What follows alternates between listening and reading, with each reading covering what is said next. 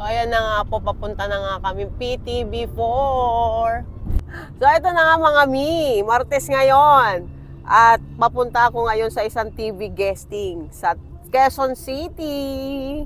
Ang aga kong gumising, alas 3 pa lang gumising na ako. Kasi ang call time ay 5:30. Morning show kasi siya. Rise and Shine Pilipinas, ang show sa PTB4 at magiging guest si Ma'am B. Nag-ready na nga ako ng sasabihin ko. Kinakabahan ako, syempre, no? Syempre, makikita ko sa TV. Oh, ayan. So, kasama ko dito ang aking anak at saka driver ko yung aking husband. Ayan. So, hindi ako nag-drive kasi gabi. Madaling araw. Oh, mamaya papakita ko sa inyo yung PTB4 sa loob ng studio. So, ito na nga, malapit na kami. Nasa Commonwealth na kami yan. Ito tayo. Para mas malakas ang immune system, magtiwala sa Pro.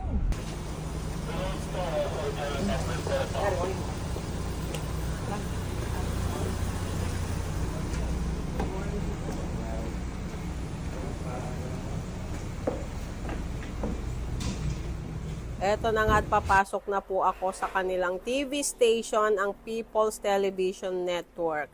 Siyempre, magla-log-in ako sa kanilang lobby, attendance, parang school lang may attendance.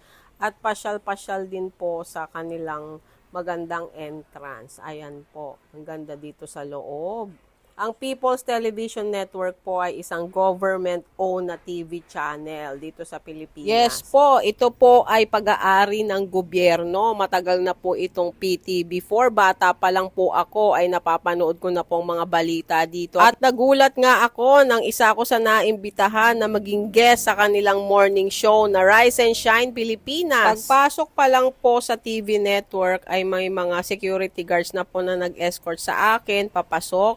And then sumalubong po sa akin yung kanilang production assistant na nag-email at nag-invite din po sa akin. Diretso na po kami dito sa kanilang dressing room. Hindi na rin po ako nag-makeup kanina sa bahay. Naligo lang po ako. At nakaredy na nga po ang magme-makeup sa akin. Tuwan-tuwa nga yung aking makeup artist dito. Ang kanilang resident makeup artist. Parang dati na kaming magkakilala. Ang ganda ko daw po kasing ayusan. Charot. At habang mini-makeupan nga po ako ni Madam Jess, yan po ang name niya, ang kanilang resident makeup artist dito sa PTB4, ay marami ako natutuhan tungkol sa pagme-makeup. At nagagandahan din daw po siya sa color ng hair ko. Bagay daw po sa akin ang copper brown. Tapos sinanong niya ako kung sanay na daw po ako magpaayos. Siyempre, ang sagot ko ay yes. After ng hair and makeup, papunta na po kami ngayon sa studio kung saan ang show na Rise and Shine Pilipinas. Itutur ko kayo sa loob. At sinasamahan ako all the way ng kanilang production assistant na si Daniel. Actually, hindi ito ang first time na ma-invite ako sa isang television network. Ilang beses na rin po ako na-invite ng mga TV stations for a live interview or yung nakataping na. Pero kapag hindi po kaya ng time ko, alam nyo naman ang teacher, hectic ang schedule, ay hindi po ako nakakapunta. At ngayon nga ay may time ako. At eto na nga, malapit na tayo sa loob ng studio. O, baka matalisod na naman ako dyan. Be careful, Ma'am B.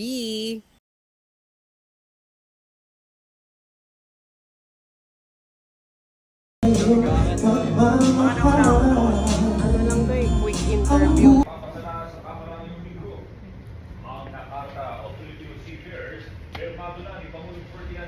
Mai-interview din pala yung mga candidates ng Tomboy Philippines. Ang gagwapo nila, no?